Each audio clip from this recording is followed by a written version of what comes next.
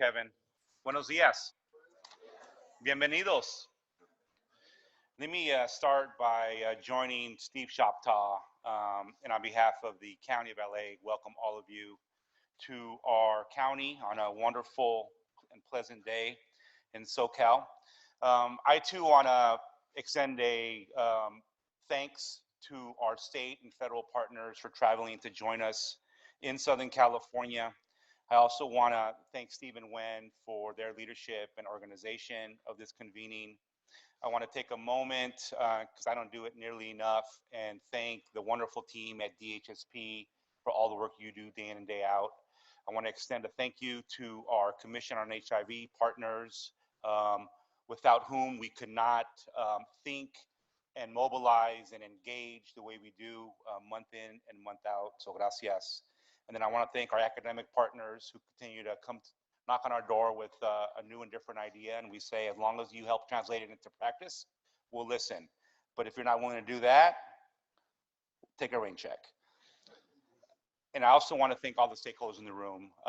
We need thousands more of you to join these conversations, as Michelle Sandoval-Rosario mentioned. I'm going to pull up a presentation here, but I might need some help. Just advance.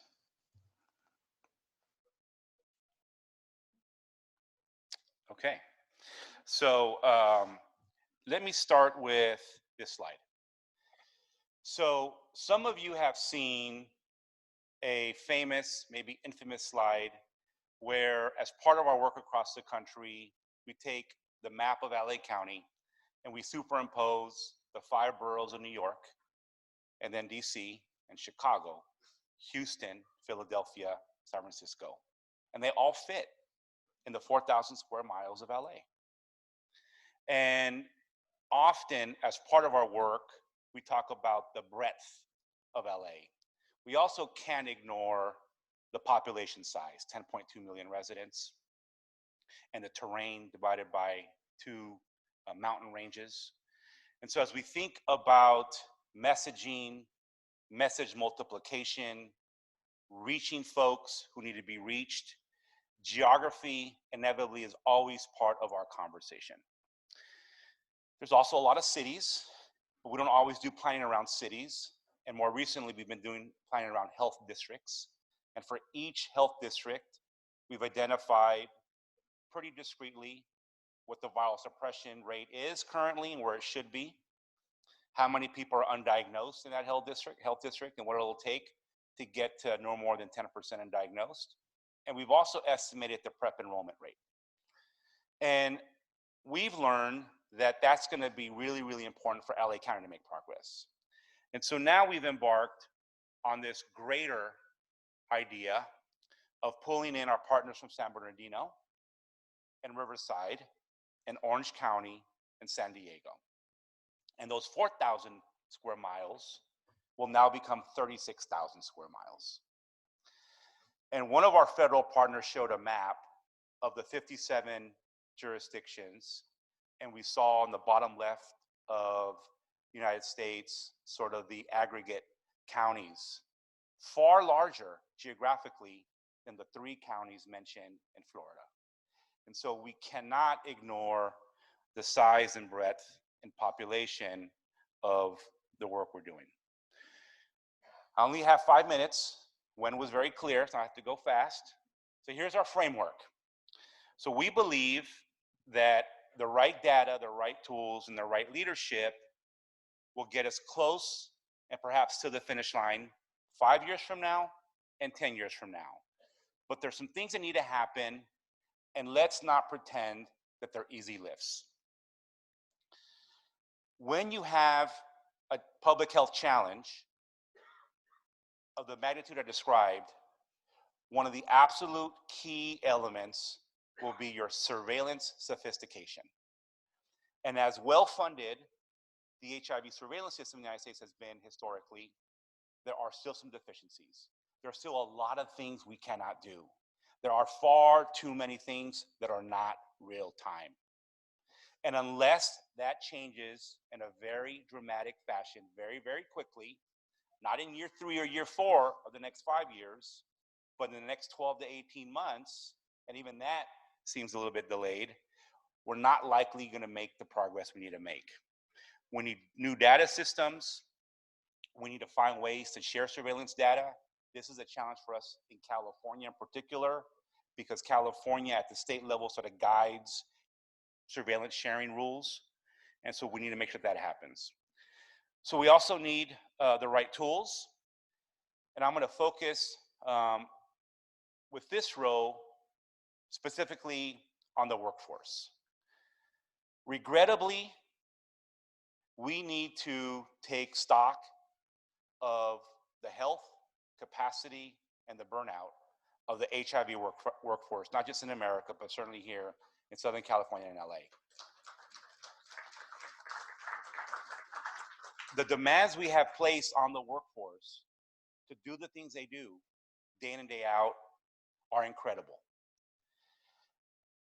Dare we as a country, in an attempt to address the acute mental health issues, launch a pilot program to train thousands of mental health professionals to help address the acute mental health needs that contribute to so many other things. So workforce, I'm getting my 3-minute warning here.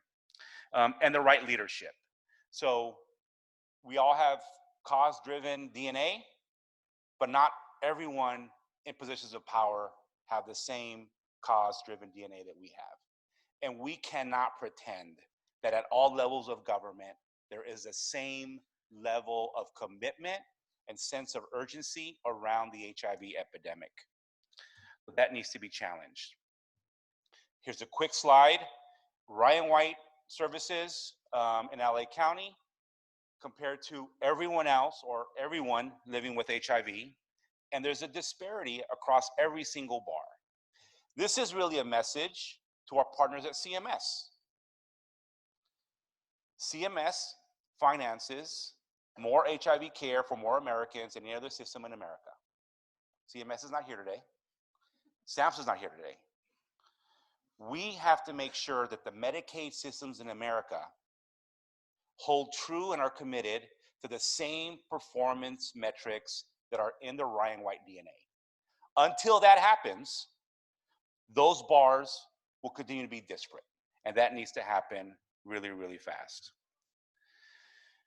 This is a slide I borrowed from our partners at the Commission on HIV, and they summarize a number of engagement activities. Full credit to them for their ongoing partnership. And there are a couple of things here I just want to point out. The third bullet, a multi-sector commitment is needed to address these goals. That cannot be more true. And we are in an environment where we absolutely need the federal and state muscle to force that multi-sector engagement. Otherwise, we'll be having a similar conversation in 5 years. Final few points. Service capacity remains uneven and inconsistent, both in terms of needs and demand for services. And so as we look at the region in Southern California, we can't ignore that. Epidata tells us that there are growing pockets of HIV across Southern California with no or limited HIV service capacity. I mentioned the workforce stressors and demands. And if you're driving from the airport, whether it's LAX or Burbank, over to Dorothy, Chandler, Pavilion, you can't not see the homeless crisis that we're facing as a county. And it's not limited to LA, it's to Southern California. We know it's also a national problem, but it's obviously very, very visible. Substance use disorder, acute economic conditions, healthcare patterns that vary. They're either poor, uneven, or inconsistent among the people who need to access healthcare the most, and the people who need those healthcare options to be as responsive and as non-judgmental and as welcoming as humanly possible. We have a growing STD epidemic. Years and years ago, domestically, we had an HIV set-aside at SAMHSA. I think we're at a point, folks, where we need to be thinking about an STD set-aside across multiple federal programs. because the money that Gail Bowen has at her disposal, the $135 million or $137 million to ramp up a domestic STD control response, is just not even tickling the problem. And so we have to think about that because the data is clear. Steve's shown it, Kathy's shown it. The syndemics with syphilis and gonorrhea and HIV are as clear as day. This was mentioned earlier, HIV-related stigma, transphobia, homophobia, medical mistrust continue to challenge our progress. And there are very different levels of public health capacity across departments and public health priorities.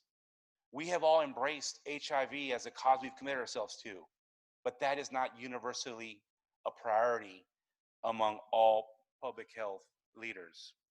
And we absolutely cannot allow for non-evidence-based interventions to creep into our work. The resources are too scarce.